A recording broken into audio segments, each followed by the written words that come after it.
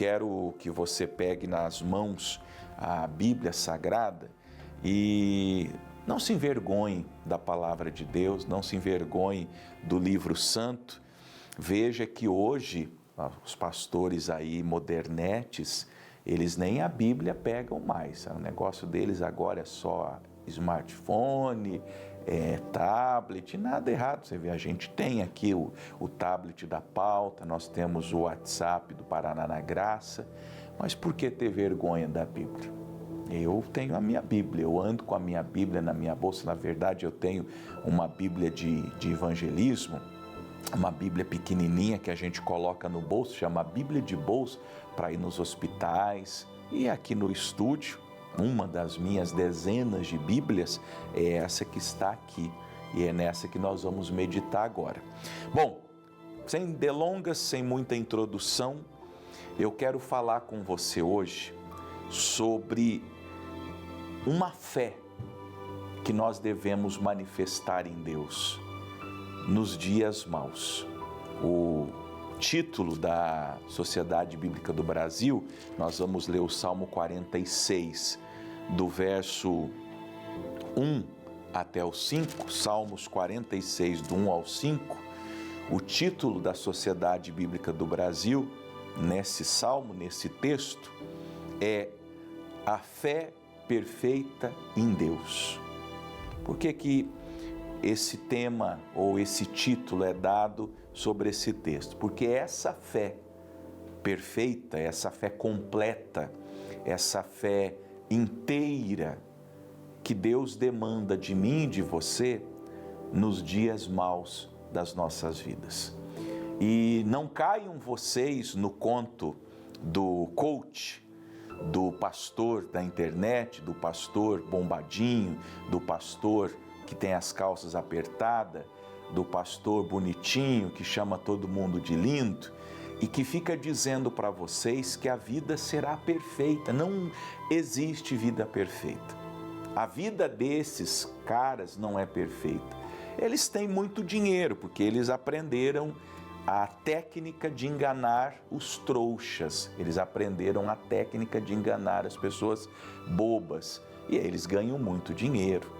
Eles cobram para pregar, se eles vão numa igreja, se eles vão num auditório, se eles vêm, por exemplo, aqui em Curitiba, eles vão alugar o Teatro Positivo ou esses lugares de grandes eventos, eles vão cobrar um ingresso. Aliás, eles estão indo até nos templos, estão cobrando ingresso. Mas eles têm dinheiro, a vida deles não é tão boa quanto eles pregam. Fato é que a vida é difícil. Eu sei que eu estou diante de pessoas que estão sofrendo a dor do luto. Quem que você perdeu? Foi seu pai? Sua mãe? Foi um filho? Quantas mães e pais agora me assistindo, sofrendo o pior luto que existe? Porque o pior luto que existe, com todo respeito aos outros lutos, é o luto de perder um filho. Nenhum pai, nenhuma mãe deveria sepultar um filho, não é verdade?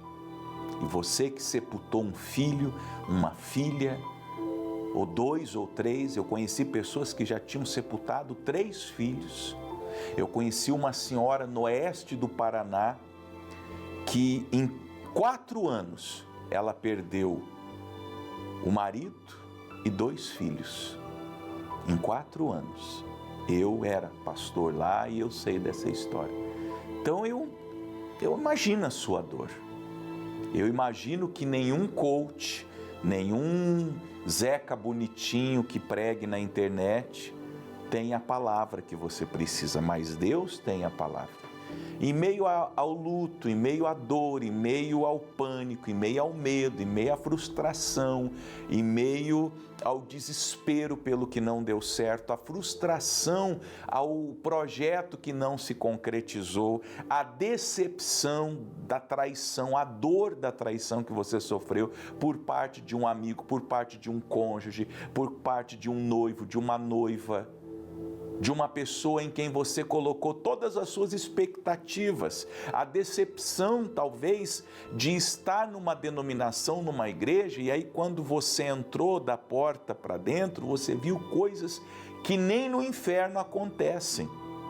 Daquela do tipo que Deus manda o profeta Ezequiel cavar um buraco na parede, e ele foi entrando, e à medida que ele foi entrando dentro do templo, ele viu os chefes da congregação fazendo coisas terríveis.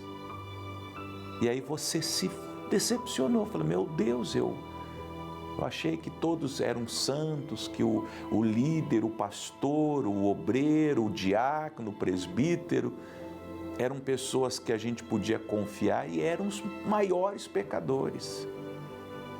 Olha a resposta de Deus para mim, para você, para todos nós, acerca dessas coisas, e eu pontuei apenas algumas delas. Dei para você apenas a pontinha do iceberg para você imaginar e saber que tem, às vezes, coisas piores para baixo, onde os olhos não conseguem contemplar. Deus é o nosso refúgio e fortaleza, socorro bem presente na angústia. Não tem outro. Pastor não é, seu marido não é, sua esposa não é, sua conta bancária não é, ninguém é. O presidente do país, muito menos. Deus é o nosso refúgio e fortaleza. É o nosso lugar de retiro, de refúgio. Veja que aqui o salmista, e é o Espírito de Deus o usando, apresenta Deus como um lugar de descanso e proteção. Refúgio, descanso, fortaleza, proteção. Um lugar onde a nossa alma pode repousar, onde a nossa alma pode recobrar as forças, porque quando a nossa alma está cansada, nós precisamos recobrar as forças dela, mas ao mesmo tempo nós precisamos de um lugar de proteção, porque nós não conseguimos fugir dos problemas, não dá para fugir, não tem como fugir. A realidade é essa, eu falei, eu sinto de Deus falar isso, do luto. Não vou dizer para você que vai acabar esse sentimento. Você perdeu esse ente querido, vai doer até o último segundo da sua vida. Mas você tem em Deus um lugar de refúgio, de descanso, para esse sofrimento, para esse desespero, para essa falta que você sente daquele ente tão querido ao seu coração, tão indispensável à sua existência, tão amável das suas entranhas. E Deus é para quem está enlutado, Deus é para quem está enfermo, Deus é para quem está hospitalizado, para quem tem um diagnóstico terrível, Deus é para quem perdeu tudo. Um refúgio, uma fortaleza e um socorro bem presente. Quando? Veja, onde Deus é um lugar, é um refúgio e é uma fortaleza, e também é um socorro num tempo. Qual tempo? No momento da angústia. Quantas vezes nós nos sentimos angustiados? Eu já preguei sobre a angústia. A angústia é a febre da alma. Como a febre, ela indica que tem alguma coisa errada no organismo, se eu tenho febre, 38, 39, 40 graus de febre, pode ser de uma ferpa, de uma unha encravada, de um dente inflamado, de uma garganta infeccionada, de um problema intestinal estomacal, pode ser de um câncer. Aquilo pode gerar uma febre. A febre em si não é a doença. A febre significa que tem alguma coisa errada com o meu organismo. A angústia é a febre da alma. Ela indica que tem alguma coisa. Ela não é o problema em si. A angústia não é o problema em si, mas é o indício de que há. Ela pode ser decorrente de uma grande preocupação, de um trauma, de um medo, de um receio, de um temor. E ela está ali, latente. Ela está ali mostrando que tem alguma coisa errada. Nessa hora, o que eu preciso? De um socorro. de um socorro bem presente. E quem vem a ser esse socorro bem presente? Deus. Deus.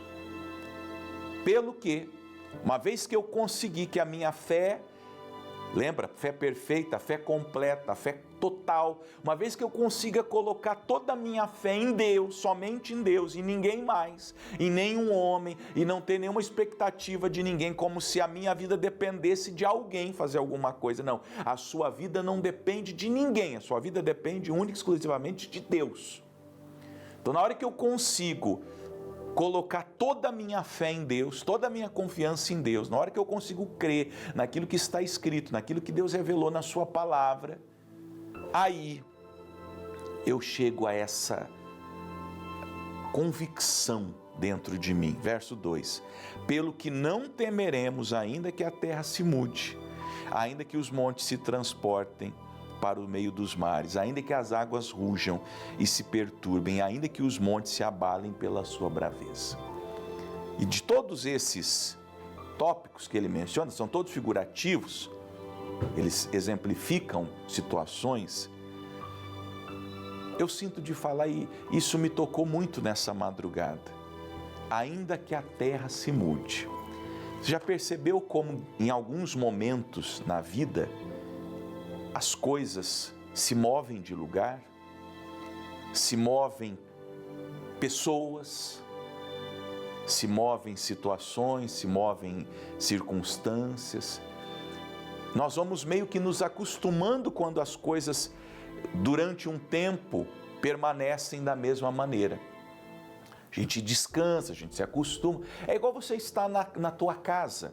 Imagina assim, você mora numa casa muitos anos, conhece todo mundo na vila, na rua, no bairro, e as crianças crescendo ali, e mesmo dentro da sua própria casa, a cama, o sofá, os móveis, todas as coisas estão no mesmo lugar, aonde você deixa a chave, a maneira como você chega com o seu carro na garagem. Você chega, abre o portão, estaciona no mesmo lugar.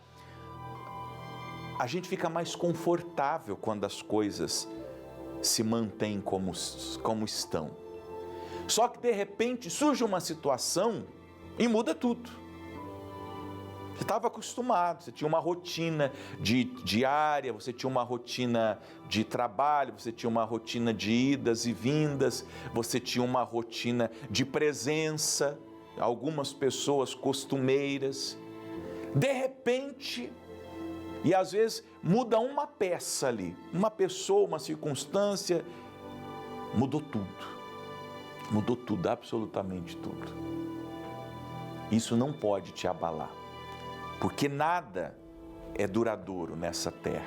Tudo muda o tempo todo, todos passam, tudo passa. Não há nada nem ninguém nesse mundo que tem poder para permanecer para sempre. Qualquer dia desses, o barbudinho que fala com você aqui agora não vai estar, ou estará sem barba, ou não estará nem com a barba, nem a sem barba. É assim a vida. E aí? Ai, meu Deus! Não temeremos.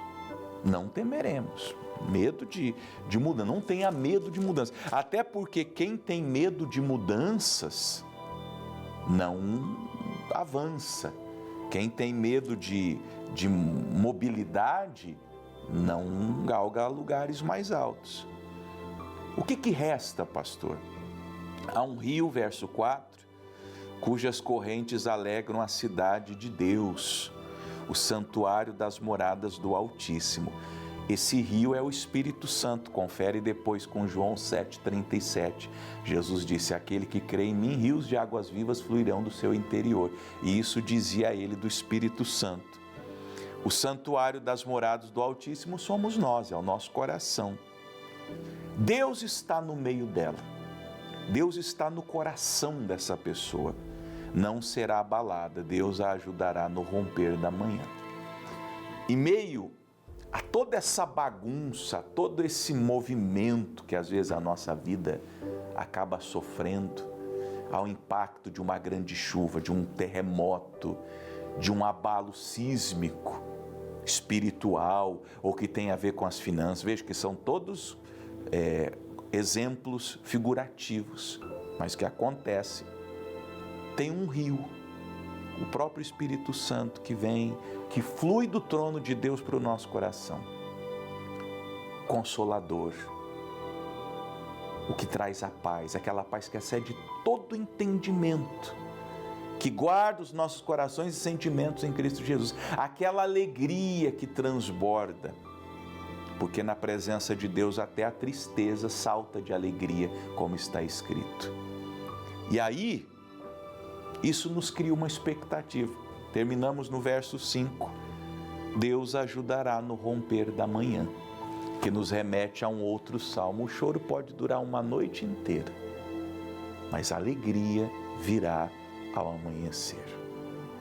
Alguém já disse que quando a noite é mais escura, é porque já está mais perto do dia amanhecer. Então, coloque toda a tua fé em Deus, lance sobre Ele todas as suas expectativas e o Senhor te ajudará. Amém?